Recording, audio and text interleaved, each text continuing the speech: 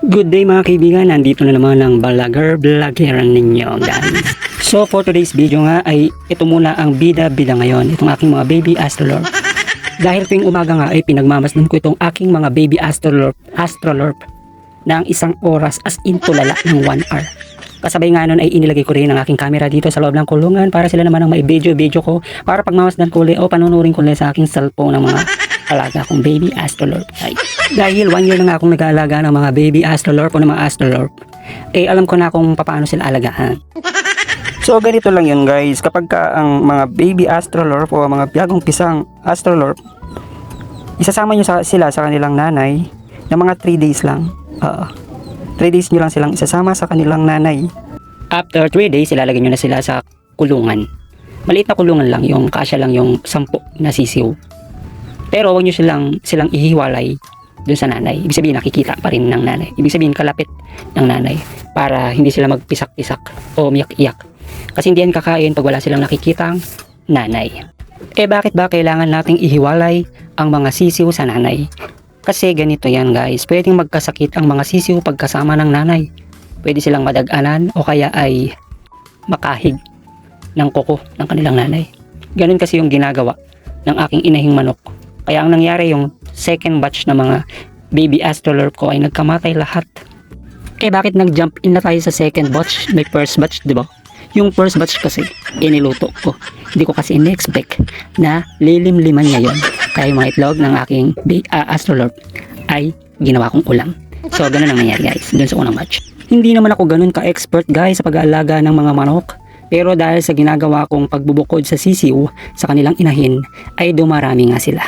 At kung meron naman silang sakit, malalaman nyo may sakit sila kapag nakababa ang kanilang mga pakpak.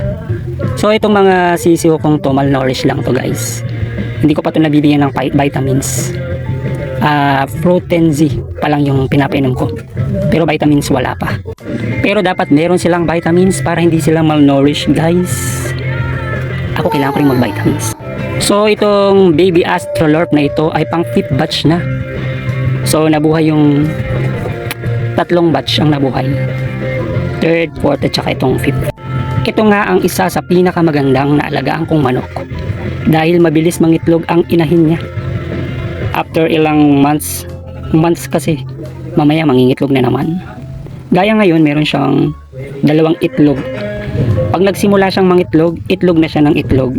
So mahihinto lang yung kanyang pag-iitlog pag naglilimlim na. Pero kung hindi siya maglilimlim, tuloy-tuloy yung itlog. Madalas 10 o kaya 12. Kaya lang hindi lahat na pipisa. Minsan may 2 natitira. Ganun siguro talaga guys. Wazame. Wazame. Wazame. Wazame. Wazame. Wazame. Wazame.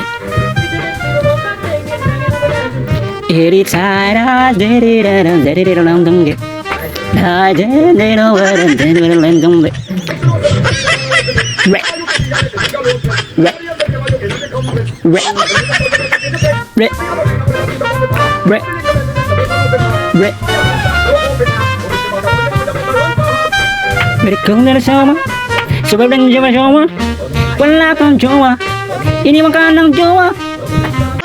So yun nga ang nangyari habang nagre-recording ako dito, yung kapitbahay ko nagpatugtog ng music. So wala naman ako magagawa dyan guys, kundi mag-wazame. So hanggang doon lang yung aking tutorial. Susundin ko na lang kung ano yung mga napapakinggan ko ngayon sa kapitbahay. So shoutout sa kapitbahay ko. Hindi ko naman siya may hindi yan. Siyempre kanya-kanya naman tayong hilig sa buhay. And the next song is I can find the good at the show. You're letting you know much love before. And once again I'm thinking about taking an easy way out. So hanggang dito na lang ang aking vlog guys. So kung nag-aalaga ka ng hayop at gusto mong dumami, ganun lang ang gagawin mo guys. So thank you for watching. Bye.